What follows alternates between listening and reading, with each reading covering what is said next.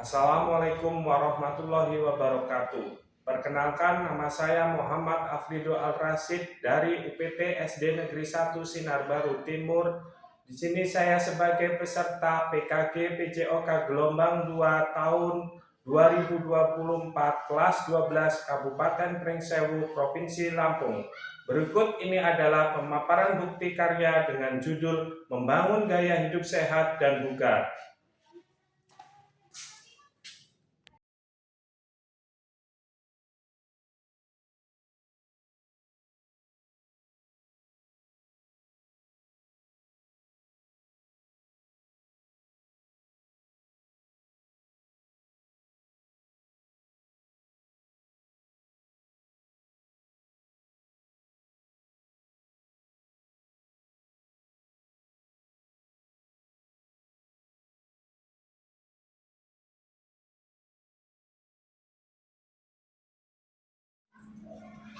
Baik, terima kasih. Sebelumnya, Assalamualaikum warahmatullahi wabarakatuh.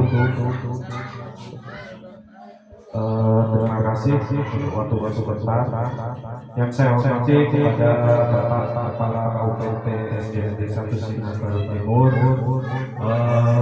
yang saya hormati kepada Bapak Dewan Guru SD Negeri 1 Sinar Baru Timur. Yang pertama-tama tidak lupa kita panjatkan puji syukur kehadirat Allah Subhanahu wa Ta'ala, yang mana pada pagi hari ini kita masih bisa berkumpul dalam keadaan sehat walafiat. Amin ya rabbal alamin. Baik, terima kasih. Langsung saja di sini saya akan memaparkan tentang rencana tindak lanjut program yang saya sedang lakukan, yaitu membangun gaya hidup sehat dan bugar. Di sini saya sebagai peserta PKG PJOK gelombang 2 kelas 12 tahun 2024 akan menampilkan rencana tindak lanjut membangun gaya hidup sehat. Jadi latar belakang di sini saya akan menjelaskan tentang gaya hidup sehat. Jadi gaya hidup sehat itu adalah program tubuh sangat penting bagi anak-anak karena usia sekolah dasar adalah masa penting dalam perkembangan fisik dan mental. Jadi untuk gaya hidup sehat di sini, sebelum kita memperkenalkan kepada anak-anak sekalian atau sebagai siswa-siswa, kita harus bisa untuk melakukan gaya hidup sehat, terutama para guru sekalian. Jadi sebelum kita itu tahu gaya hidup sehat, jadi setidaknya guru tahu bagaimana sih cara melakukan gaya hidup sehat. Yang pertama, kita memulai dari makanan. Jadi makanan yang kita asup itu harus makanan yang bergizi, ya. Jadi seperti 4 sehat 5 sempurna itu setelah kita melakukan gaya hidup sehat makan, kita melakukan rutinitas olahraga. Olahraga itu biasanya kegiatan 1 minggu sekali setiap hari Jumat bisa kita lakukan tunjukan sehat. Itu kita bisa lakukan dengan cara senam, ya.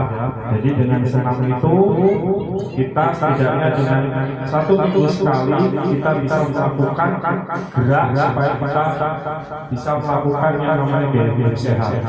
Dan sebelum melakukan senam itu biasanya kita melakukan peregangan.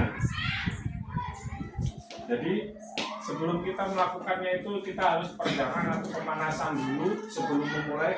Karena kalau awal kita melakukan senam, sebelum kita melakukan senam itu tidak melakukan peregangan, biasanya kita akan mengalami yang namanya kayak kram, atau kita mengalami seperti semutan kalau kita tidak melakukan pemanasan. Jadi kita awal mula sebelum kita melakukan senam itu harus pemanasan. Setelah pemanasan kita langsung melakukan gerak, yaitu senam. Lanjut. Jadi tujuan program ini membangun kebiasaan hidup sehat sejak dini, menanamkan nilai pentingnya kesehatan kepada peserta didik, Dua, meningkatkan aktivitas fisik di sekolah, mendorong siswa untuk aktif bergerak, melalui olahraganya dan bermain. Terus yang ketiga, meningkatkan pengetahuan tentang pola makan sehat, mengajarkan peserta didik penting gizi yang seimbang dalam pertumbuhan. Dan yang keempat, mengembangkan kebiasaan tidur yang cukup, mengajarkan pentingnya tidur yang cukup agar anak dapat belajar dan beraktivitas dengan baik. Di sini tadi sudah saya jelaskan apa yang harus kita lakukan sebelum kita melakukan hidup sehat. Itu tadi makan, terus kita tadi ada pola hidup, pola kebiasaan tidur yang cukup. Jadi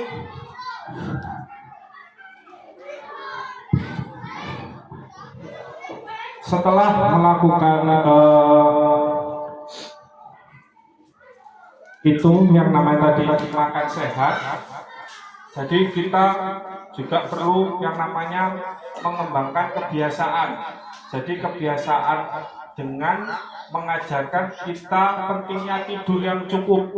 Jadi tidur yang cukup itu bagaimana?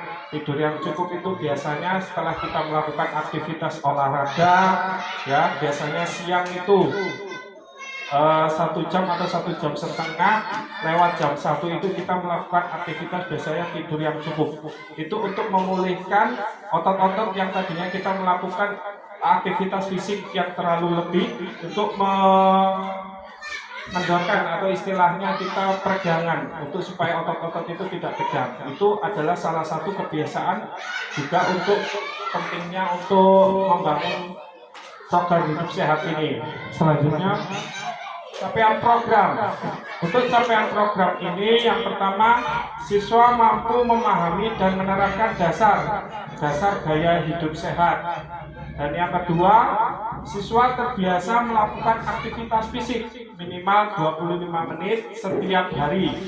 Dan yang ketiga, siswa mulai memahami jenis makanan sehat dan memilih makanan yang bergizi. Dan yang keempat, siswa memahami pentingnya tidur yang cukup dan pengelolaan waktu. Di sini 4 tadi itu sudah dijelaskan. Lanjut Bu. Dan yang selanjutnya ini langkah-langkah program dan hasil yang diharapkan. Ya, jadi yang langkah pertama ini mengadakan sesi perkenalan gaya hidup sehat dengan permainan dan video edukatif.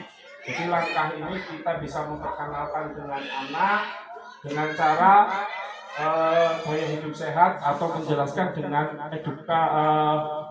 permainan atau dengan video supaya anak itu bisa menyerap atau bisa melakukannya dengan baik. Terus yang selanjutnya, hasil yang diharapkan di sini, siswa memahami konsep dasar gaya hidup sehat seperti olahraga, makanan sehat, dan tidur yang cukup. Dengan anak bisa menerapkan gaya hidup yang sehat ini, insya Allah lama-kelamaan yang tadinya suka bermain dan jarang berolahraga dan bisa mengatur gaya hidupnya itu bisa menjadi lebih sehat. Terus aktivitas fisik ini langkahnya mengadakan 5-10 menit sesi peregangan dan senam sederhana setiap pagi di kelas. Tadi sudah saya jelaskan sedikit. Untuk sebelum kita melakukan senam itu biasanya kita mengadakan peregangan atau pemanasan terlebih dahulu 5 atau 10 menit supaya tidak terjadi cedera atau tidak terjadi semutan yang tadi saya jelaskan. Jadi setelah kita melakukan peregangan 5-10 menit, baru kita melakukan senam sederhana setiap pagi di kelas. Dan yang selanjutnya, hasil yang diharapkan siswa terbiasa dengan aktivitas fisik dan merasakan manfaat bagi tubuhnya. Terus pola makan sehat. Langkahnya di sini, edukasi tentang makanan sehat bisa kita terapkan atau kita bisa sampaikan kepada anak-anak supaya bisa lebih tahu makanan apa yang harus dikonsumsi atau untuk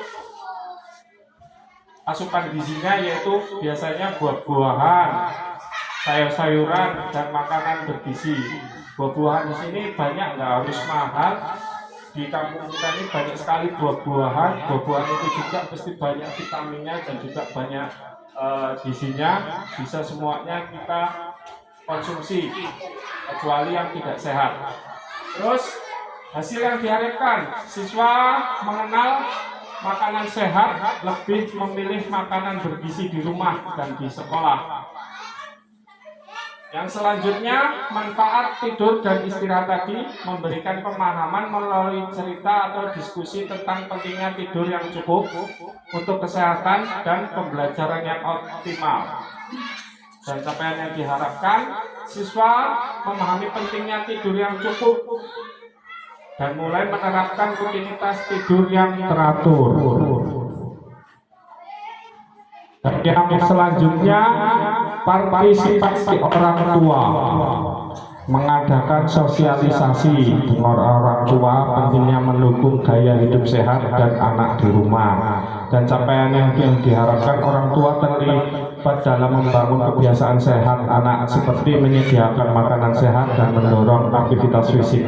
Di sini saya mempunyai program yaitu untuk gaya hidup sehat. Di sini kita seminggu sekali biasanya melaksanakan senam. Jadi melaksanakan senam itu kita biasanya bekerja sama dengan orang tua dengan cara kita memberikan anak, contohnya menyampaikan kepada anak supaya membawa bekal, dan bekal yang kita sampaikan harus makanan yang bergizi. Jadi orang tua itu bisa menyiapkan untuk anak-anaknya supaya memberikan asupan makanan yang bergizi. Jadi setiap Jumat itu nggak kayak Jumat sekali, kita mengadakan setelah senam bersama, kita melakukan makan bersama atau membawa bekal dari rumah, dan kita sampaikan kepada anak supaya anak membawa bekal untuk makanan yang bergizi.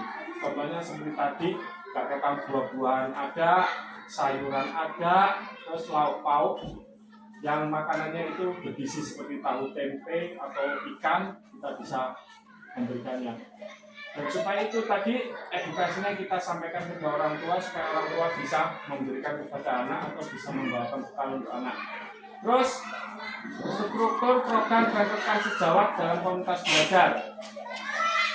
Kegiatan ini merupakan sebuah program kegiatan ekstrakurikuler di sekolah, di mana kegiatan pembelajaran dilakukan di luar kelas untuk menguatkan, memperdalam mata pelajaran yang telah dipelajari dalam kegiatan ekstrakurikuler. Yang kedua, peserta didik yang terlibat adalah kelas 1 sampai kelas 6 dengan jumlah lebih dari 30 anak. Struktur dan rekan sejawat, penanggung jawab, kepala sekolah, guru PJOK mengembangkan pengetahuan, keterampilan, dan aktivitas peserta didik.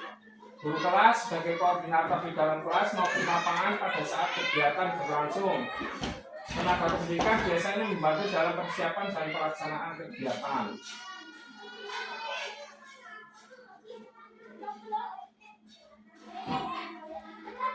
Lanjutnya, Bu.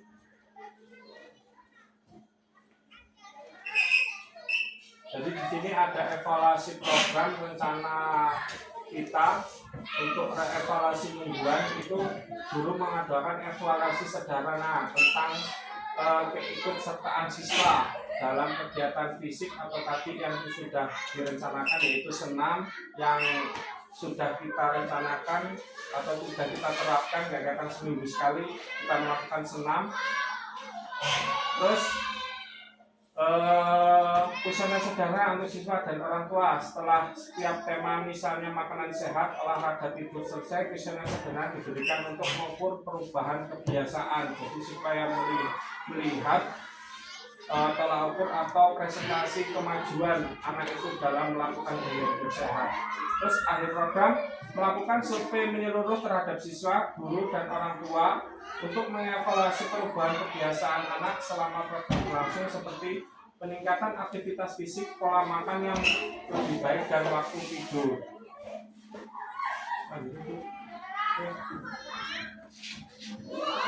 Jadi di sini ada kemungkinan tantangan yang akan dihadapi atau kekurangan partisipasi aktif dari orang tua. Anak-anak memerlukan dukungan orang tua di rumah untuk menjalankan pola hidup sehat, sehingga penting mengadakan sosialisasi rutin. Jadi kita menyampaikan kepada orang tua pentingnya gaya hidup sehat supaya anak itu bisa ada peningkatan untuk melakukan gaya hidup sehat. Terus kurangnya waktu di sekolah dengan jadwal pelajaran yang padat, perlu strategi agar program bisa berjalan tanpa mengganggu waktu belajar siswa. Terus konsistensi kebiasaan anak, siswa mungkin memerlukan dorongan lebih agar konsisten, terutama pada hal-hal baru seperti memilih makanan sehat atau tidur cukup.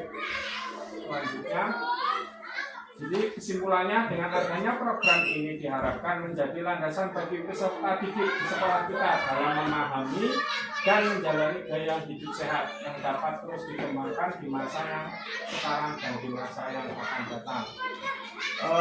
Demikian pemaparan tentang saya tentang gaya hidup sehat. Mungkin ada kurang dan lebihnya, saya mohon maaf. Saya akhiri, bila taufiq wal hidayah. Wassalamualaikum warahmatullahi wabarakatuh.